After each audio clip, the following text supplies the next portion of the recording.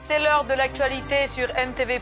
Mesdames et messieurs, voici les titres de ce journal. En Côte d'Ivoire, religion, l'apôtre Yao Mawinadra est arrivé à Abidjan pour un séminaire spécial organisé à l'église Ambassade des Miracles. Juste après avoir foulé le sol ivoirien, il exprime déjà sa joie d'être présent. Et puis au Rwanda, 59 cas de paludisme ont été enregistrés, puis traités par les agents de la santé communautaire, ce qui est un exploit pour le pays face à cette maladie. Nous terminerons avec Usain Bolt qui félicite Jude Bellingham lors du Laureus Award 2024. Bonsoir à tous et bienvenue. Nous ouvrons ce journal en Côte d'Ivoire. L'apôtre Yao Mawinadra du Togo est arrivé à Abidjan ce mercredi 24 avril pour un séminaire spécial organisé à l'église Ambassade des Miracles avec à sa tête le bishop Ouattara Mohamed Idriss et son épouse, le pasteur Tania Ouattara. Après avoir foulé le sol ivoirien, il s'est exprimé au micro de Miracle TV+. Les détails dans cet élément. L'église Ambassade des Miracles, avec à sa tête le bishop Ouattara Mohamed Idriss et son épouse, le pasteur Tania Ouattara, ont organisé un séminaire spécial qui débute ce mercredi 24 avril 2024 au siège de l'église Ambassade des Miracles. Ce séminaire spécial a requis la présence d'un orateur spécial. Il s'agit de l'apôtre Yao Mawinadra du Togo, mentor du bishop Ouattara Mohamed Idriss dans la révélation des enseignements sur les autels. Visitation divine, c'est le thème du séminaire qui durera 4 jours dans l'enceinte de la cathédrale des Miracles, nouveau siège de l'église Ambassade des Miracles. L'orateur a donc foulé le sol ivoirien et a été accueilli par son hôte, son mentoré, le bishop Ouattara Mohamed Idriss. Écoutez, il y a des événements qui ne se font pas raconter, mais qui doivent être vécus. Nous avons une semaine de visitation divine. Dieu visite par le Saint-Esprit, Dieu visite par des anges célestes, Dieu visite par des anges terrestres. Et nous avons l'opportunité d'avoir cette semaine un ange terrestre qui vient de Lomé au Togo pour affecter positivement la vie du peuple de Dieu rassemblé à l'ambassade des miracles du 24 au 28 avril 2024. Ne vous faites pas raconter cet événement. Il y aura des manifestations surnaturelles qui vous repositionneront dans tous les aspects de votre vie, dans le plan parfait de Dieu pour votre destinée. Venez nombreux à l'ambassade des miracles. C'est à Abidjan, 6 à Toban, derrière le 30e arrondissement, pour expérimenter la gloire de Dieu. Que le Seigneur vous bénisse. Nous vous y attendons massivement. Et pour tous ceux qui, n'est-ce pas, nous suivent sur les canaux digitaux, mais également sur Canal+, sachez que Miracle TV+ a décidé d'être le plus proche possible de vous. Soyez donc connectés pour expérimenter la grâce de Dieu, parce que la distance n'est certainement pas une barrière. Que Dieu vous bénisse. L'apôtre Yao Mawinadra a également exprimé sa joie d'être présent pour ce séminaire. Peuple de la Côte d'Ivoire, peuple de l'ambassade des miracles, Papa Dra est arrivé. Et très souvent, il dit que je suis son mentor, mais mentor précisément, moi et lui, on débat beaucoup sur les choses de délivrance. J'ai été un facteur primordial qui avait inculqué en lui ce que c'est que la vraie délivrance. Donc, en fait, on va aller encore en profondeur beaucoup plus de la délivrance. Vous savez, le ministère de la délivrance, c'est toujours combattu de l'intérieur. Mais c'est de l'extérieur que les gens viennent pour renforcer cela. C'est un petit secret.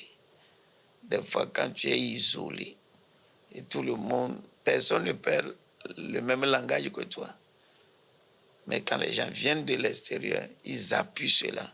Et ça m'a beaucoup aidé. Si je continue par réussir dans le ministère de la délivrance, c'est dû aux apports de dehors. Et c'est la même chose qu'on veut lui faire. Et des fois, je le vois trop isolé. Les gens font tout pour l'écraser. Font tout pour démontrer que ce qu'il est en train de dire, c'est faux et que ça n'existe pas. Mais j'ai comme l'impression que c'est une grave erreur. Parce que d'une manière ou d'une autre, les mêmes personnes aussi prêchent le combat spirituel. Toute la population ivoirienne, toute la population d'Abidjan, ambassade des miracles, vous êtes invités à venir suivre ce séminaire. Et je le dis une fois encore, c'est destiné au combat et nous allons combattre. Toujours en Côte d'Ivoire, hier mardi à Abidjan, le réseau des régulateurs francophones des médias et le réseau des instances africaines de régulation de la communication ont tenu leur première réunion conjointe à l'initiative de la Haute Autorité de la communication en Côte d'Ivoire. Les régulateurs entendent unir leurs forces pour une meilleure gestion des plateformes de communication. Les plateformes en ligne sont des espaces de socialisation et d'opportunités économiques. Une aubaine pourtant exposée à la désinformation et autres actes répréhensibles. Sur l'initiative de la Haute Autorité de la communication audiovisuelle de Côte d'Ivoire, les régulateurs francophones et africains sont à Abidjan ce mardi pour jeter les bases d'une gestion plus efficace des grandes plateformes numériques et des contenus qu'elles diffusent. Je me réjouis de la tenue de cette conférence qui constitue une grande avancée dans le dialogue avec les grandes plateformes en ligne. Un dialogue que nous souhaitons fécond et constructif et qui renforce la liberté d'expression et le respect des règles de la communication audiovisuelle. Autre aspect important en la matière abordé aujourd'hui, la coopération internationale, la nécessité d'une synergie d'action. Ce dialogue et cette coopération s'avèrent indispensables pour développer des approches respectueuses de la diversité des cultures, des langues et des contextes politiques, mais aussi afin de préserver la paix et la stabilité qui est mise à l'épreuve, notamment durant cette année 2024, qui constitue une année record en termes d'élections. Notre ambition est d'œuvrer ensemble avec les plateformes, mais aussi avec les pouvoirs publics, avec les organisations internationales et puis tous les régulateurs de médias qui sont partie prenante dans nos réseaux pour essayer d'adapter nos régulations aux nouveaux enjeux de la communication numérique. Latifa Akbar, présidente du réseau des instances africaines de régulation de la communication, salue les dispositions mises en œuvre en Côte d'Ivoire et tire la sonnette d'alarme. Ces plateformes n'imposent pas uniquement leur puissance de marché, elles imposent aussi souvent, sur certains cas, leurs normes culturelles et politiques. La mise en place d'un modèle de régulation qui soit à la fois efficient et fondé sur les droits et les libertés est un impératif d'extrême urgence. Pour le chef du gouvernement, si les plateformes numériques permettent à la jeunesse africaine de s'informer et surtout de s'ouvrir au monde en un clic, leur régulation est aujourd'hui indispensable pour protéger justement ce public jeune. Dans un futur très proche, l'analphabète sera davantage celui qui ne sait pas tirer profit du numérique que celui qui ne sait pas lire. C'est donc un virage clé qu'il faut négocier de la meilleure façon possible. Il est important et urgent de veiller à ce que ces plateformes ne deviennent pas des lieux de propagation des discours toxiques et haineux. Et cela relève de notre responsabilité à tous, mais plus particulièrement de celle des régulateurs que vous êtes. L'intelligence artificielle et ses défis en termes de respect de la vie privée, de sécurité de données et de transparence des procédures est aussi au cœur des réflexions. Robert Begley-Mambé a pour finir salué le président de la ACA pour ses actions mises en œuvre, notamment la signature en octobre 2023 de la charte des réseaux sociaux de Côte d'Ivoire, signée par des activistes, influenceurs et blogueurs. Nous le disions au titre, le Rwanda se félicite d'avoir considérablement réduit le fardeau du paludisme ces 7 dernières années. Et pour preuve, le taux d'infection a chuté de 409 cas sur 1000 personnes en 2016 à seulement 76 cas pour 1000 personnes en 2023. De plus, les décès dus au paludisme ont diminué de plus de 89% au cours de la même période. Il est environ 10 heures du matin au village de Gitwa dans la province de Karongi à l'ouest du Rwanda. Emmanuel Moussabdimana est agent de santé communautaire et vient d'être alerté sur un cas suspect d'infection au paludisme. Dans son domicile, qui fait également office de lieu de travail, Emmanuel prépare son matériel pour une prise en charge rapide du patient. Et quand il commence à travailler, on se croirait dans un hôpital.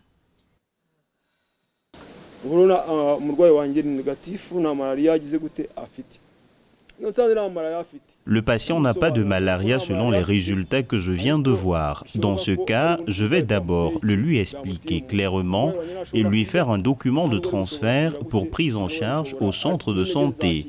Même s'il présente les mêmes symptômes que la malaria, cela peut être une autre maladie et c'est la raison de ce transfert.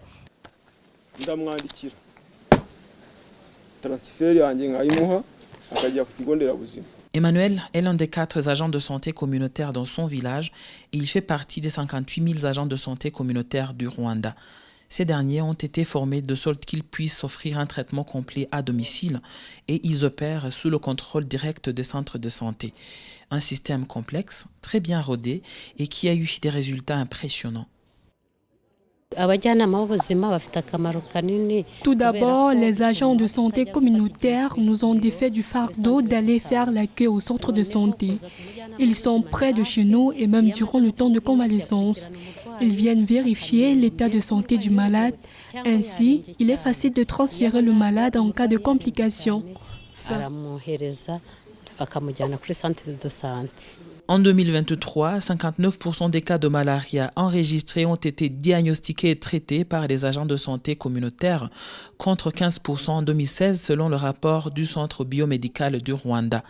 Le taux d'infection a chuté de 409 cas pour 1000 personnes en 2016 à seulement 76 cas pour 1000 personnes en 2023. De plus, les décès dus au paludisme ont diminué de plus de 89% au cours de la même période. Notre objectif est d'éradiquer le paludisme d'ici 2030 et c'est la raison de tous ces efforts et nous n'allons pas nous arrêter. Ça pourra peut-être prendre un peu plus de temps, mais notre objectif reste celui d'en finir avec la maladie dans très peu de temps. En plus de fournir des diagnostics et des traitements précoces, les agents de santé communautaire aident le gouvernement à disséminer des informations importantes sur la prévention du paludisme. Parmi ces actions de prévention à la maladie, l'on note les campagnes de sensibilisation et la distribution des moustiquaires imprégnés. Refermons cette édition de l'actualité avec du sport. L'ancien champion d'athlétisme, roi du sprint et passionné de football, Usain Bolt a félicité le buteur du Real de Madrid, Jude Bellingham, après son sacre sur le tapis rouge lors du Laureus Award 2024. Le jeune buteur a été désigné meilleure révélation du football. Usain Bolt s'est dit impressionné par l'impact de ce jeune attaquant au Real de Madrid. Les détails dans cet élément. Étant un grand fan du football, l'ancien roi du sprint Usain Bolt a salué l'impact de Jude Bellingham au Real Madrid.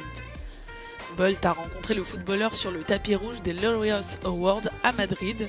L'événement a récompensé le milieu de terrain anglais en lui décernant le prix de la révélation sportive mondiale de l'année. Je pense qu'il a impressionné beaucoup de monde, pas seulement moi. Je pense qu'en arrivant dans l'équipe du Real Madrid, nous nous attendions à de grandes choses de sa part, mais il s'est vraiment hissé à ce niveau. Nous ne nous attendions pas à ce qu'il soit aussi grandiose, mais il montre à ses jeunes talents qu'il fera partie des meilleurs footballeurs tout au long de sa carrière. Pour moi, c'est un plaisir de le rencontrer, de discuter avec lui et de voir que la jeune génération monte en puissance. Un grand bravo à Jude.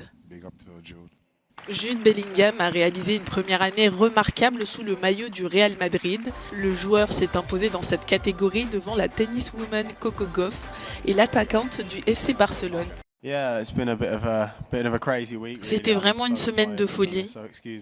Pour être honnête, je suis très fatigué, alors excusez-moi. Je suis très fier de gagner ce prix et j'espère continuer à créer des souvenirs avec le Real Madrid et l'Angleterre à l'avenir. J'espère que je reviendrai. Organisée depuis 2000, la cérémonie récompense chaque année les acteurs du sport. Les vainqueurs des trophées sont élus par un jury international formé par des personnalités du monde du sport. Cette année, l'événement a également mis à l'honneur Aitana Bonmati en lui décernant le prix de la sportive de l'année 2023. Ce journal vous a été préparé par l'ensemble de la rédaction, réalisé par Beniakrou Georges avec Laetitia Boli au cadrage. Très heureuse de vous l'avoir présenté. Je vous souhaite une excellente suite de programmes sur MTV+, la télé qui transforme.